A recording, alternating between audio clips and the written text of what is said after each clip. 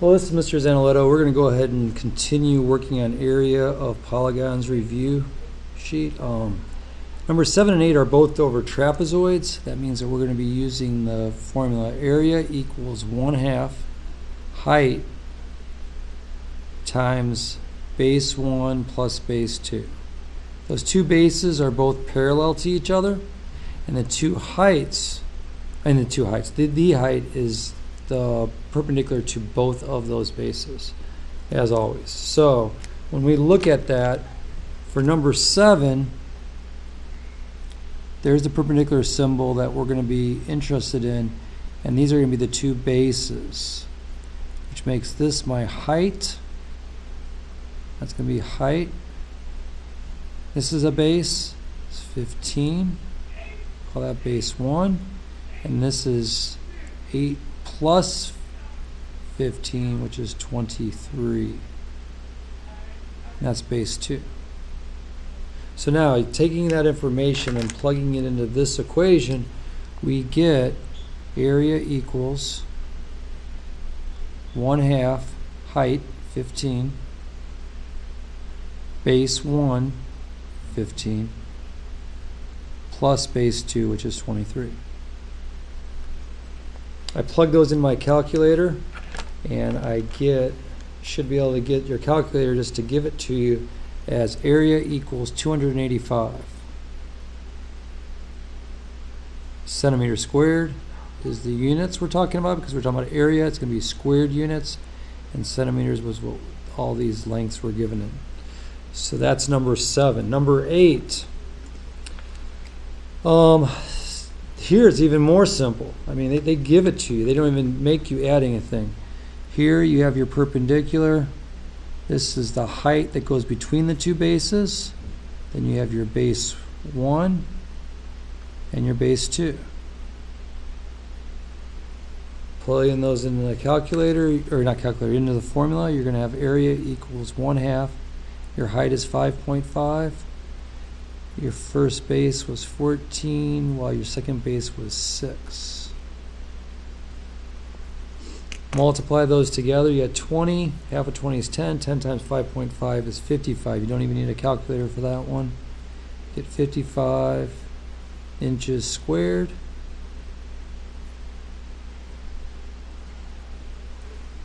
And that's 7 and 8. Number 9 and 10.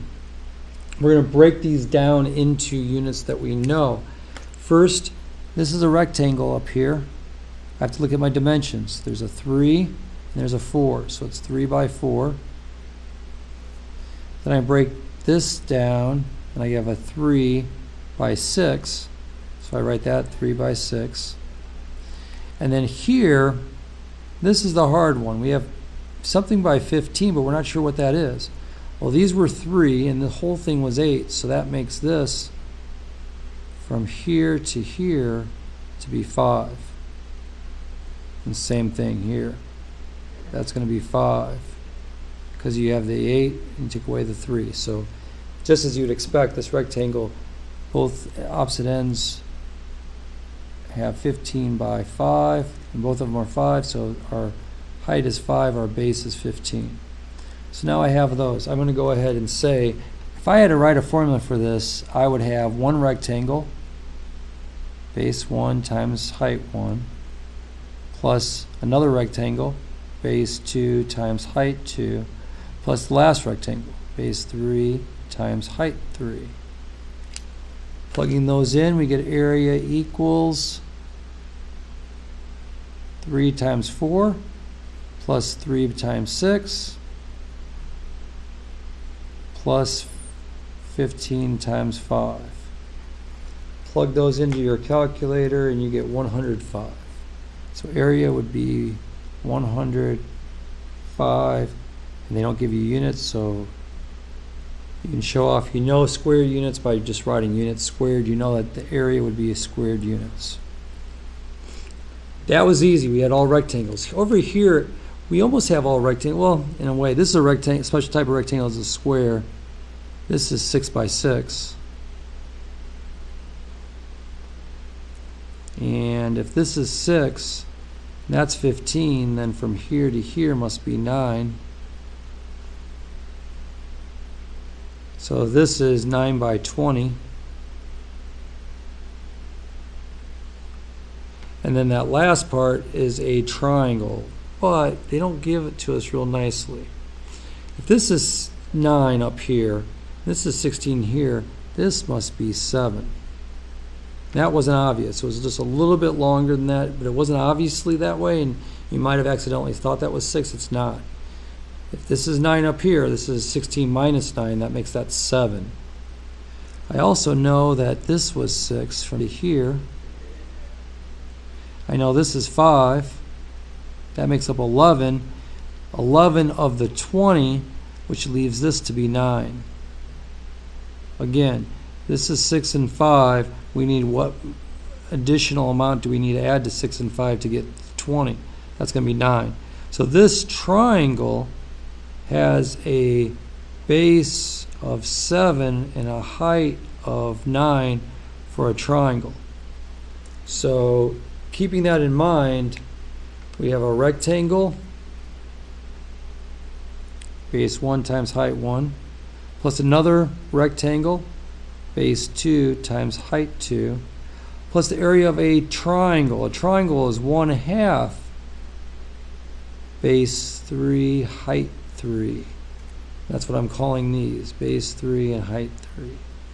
So, continuing on, plugging these values in, we get 6 times 6 plus 9 times 20 plus 1/2 9 times 7, or 7 times 9.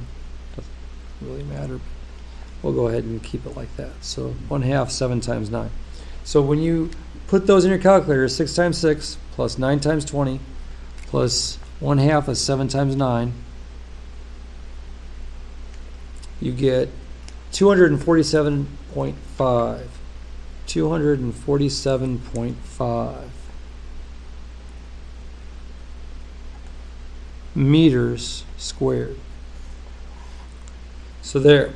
That is what these 4 problems here were what was required learning for regular geometry. This rest is really only required by honors. You're welcome to watch if you're in a regular class, but these 2 will not be on your test or quizzes. The first one is very straightforward. We're using area right there. We're using area equals 1/2 apothem times perimeter. Apothem is a new word for you. Perimeter is pretty easy. That's just going to be, for this problem, our perimeter is going to be 4 times how many sides we have? 6. So our perimeter is going to equal 4 times 6, which is 24. I know what I can plug in there. But the apothem actually is the distance from the center of the shape out to the side. And it will be a perpendicular. It's sort of like the height in a way, but it's really not. It's from the center out to the side. So, but it always will be perpendicular. Now, with regards to that, in this case, the apothem was given to me. It was given to me to be 2 root 3. So I'm just going to go ahead and leave it like that. A equals 2 root 3. I got 24, 2 root 3. This is just plug and chug. Area equals 1/2 times 2 root 3 times 24. That's root 3, 24 root 3. Area is going to equal exactly 24 root 3 centimeters squared, or an about answer of 41.569. 41.569 centimeters squared. Those are the 2 ways I would write out the answer, and it gives you an about and an exact.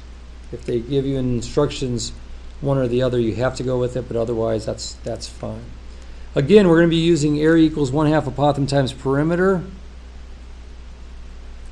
And in this case, I don't know the apothem. The perimeter is pretty easy, 5 times 6.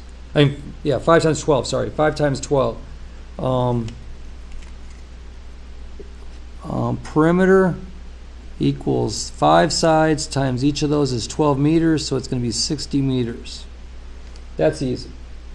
The next part, though, isn't as easy, and this is when life gets a little complicated. We need to make sure we find from the center out to out to the side, and I'm going to draw it like this so that I can figure out that apothem.